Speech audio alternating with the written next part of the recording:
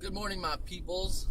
It is Friday, the 15th of August, and as usual, what I do on Friday in the morning is drive to work, drop my kids off to daycare, and once school starts, it's gonna get crazy being a part-time stay-at-home dad trying to do my business. I'm super excited that in 2 weeks, the 25th, my best friend from Brussels is gonna come visit me here in Pennsylvania near Philadelphia. So everybody's been advising me to take him to Philadelphia, but the problem is I don't even know Philadelphia. But I'm gonna take him and show him around this nice suburban neighborhood here in Exton, and also the small town that I work in called Phoenixville. We're gonna take over Phoenixville, Belgian style. Look for some place we can get some frites, slap a bunch of mayo on it, bam, just gobble it up, you know what I mean? So at the barbershop, probably one of the best places I've ever worked. And I've worked in a few good places that I've enjoyed, but I've never felt so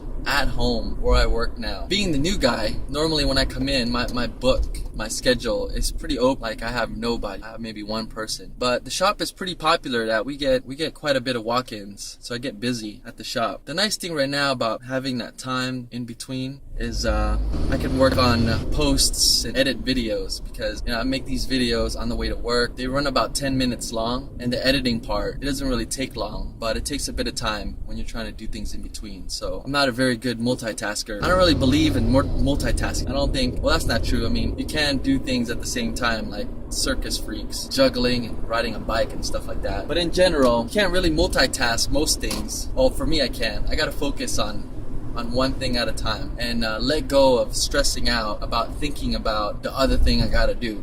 I just have to do what I gotta do now. Speaking of simplicity, not multitasking and focusing on the task at hand, there's this really great tool created by this guy. I can't forget his name right now, but I've been using it for a while.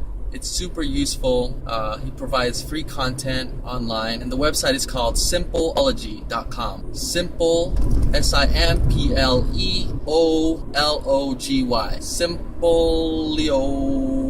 Simpleology. I'm gonna post a link to that site here. But the guy's really good dude. I don't know him personally, but I followed him for a while, and provides the system completely free. It's super useful. And if you'd like to simplify your life, get your tasks taken care of easily, that's the site to go to and check it out.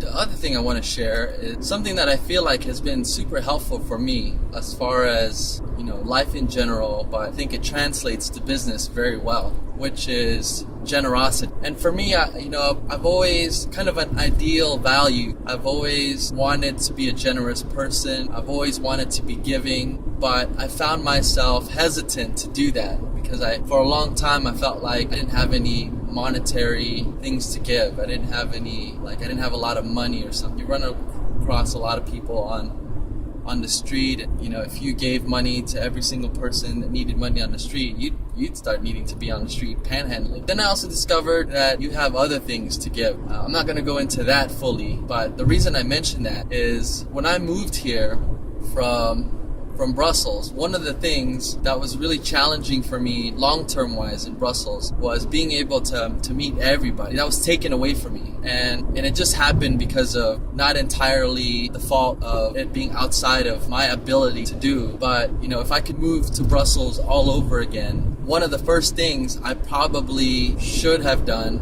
I'm not going to say that, what I probably would have done the next time, and hopefully this is for any of you next times, is to learn the language right away. Focus, spend the first year really focusing on learning the language. And Brussels was really easy to get around and to meet a lot of people even without learning the language, because it's an international community. And we strategically chose Brussels partly because of that. And looking back, we ended up staying there for 6 years plus. And not learning the language, my world just became small. And working in a hair salon, it wasn't really difficult to speak to people, but I had my moments where a lot of people whose second or even third or fourth language is English, they're having to talk to me in my language. That's embarrassing. It's embarrassing for me. I speak a little bit of French, intermediately French, but I don't understand jokes or anything like that. So moving to the US, this whole world just opened to me.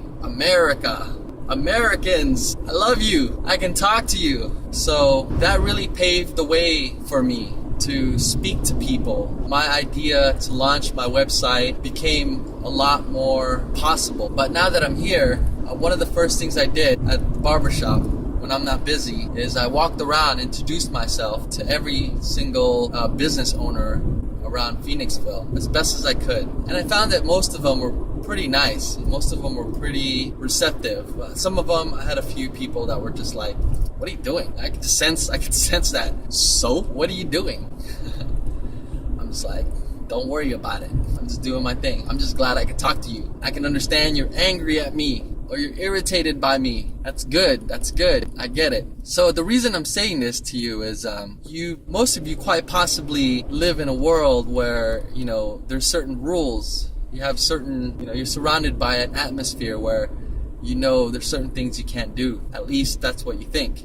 But the truth is you can step outside those boundaries quite easily. And just imagine having everything taken away from you. Think about different cultures, different people, not having all the rights that you have, not having all the possibilities of communication. I know that's difficult if you've not gone through it, but I'm telling you from personal experience. For me, it's come quite easy just because I have the experience. But I'm telling this to you, hopefully, as someone who doesn't need to go through the experience, and possibly just trust my words that when you go out and you're grateful for the life that you have, the opportunities that you have, the ability to meet people, get to know them, hear their stories, people whose stories aren't being put on the news, who's not writing books, they're not making movies about these people. But when you meet people, there are so many amazing people that it really just affirms to me that all people are amazing. All people have stories to tell, and you learn a lot from them. You learn about their experiences, you learn their life lessons, and you get to know them really well. So in business, if your first approach is really about people first, take care of people first, just get to know people first, not to want anything in return necessarily, but just know you're gonna get something. You're gonna get a story, you're gonna get to know another soul, another journeyer in this life. And if you're in a place as well where you see yourself as someone that's helpful, that you have something to offer, you put it out there just to offer yourself to other people, a way that you can help them. In a rich world, in a Western culture, in first world cultures, most people have really petty needs. Most people don't need help. They have everything you could possibly want. So how could you help them? Well, just offering to someone that you've got their back, in your own words.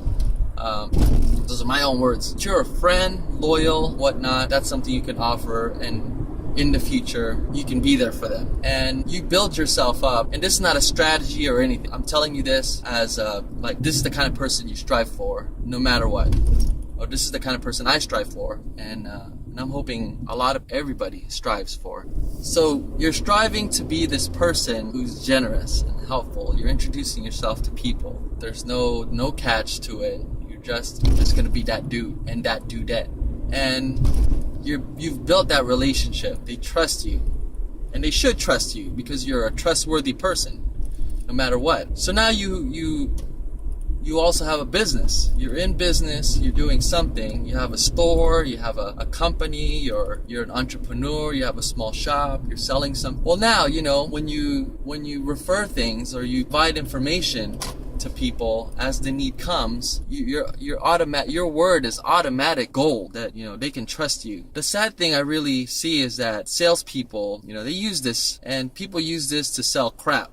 People use this to falsely advertise and whatnot, and it's terrible. But what I'm saying is, don't be false. Do it. Be the genuine person, regardless of whether you're selling anything. And when you do mention something, when you do mention a product that you believe in and whatnot, you're not needing to sell it.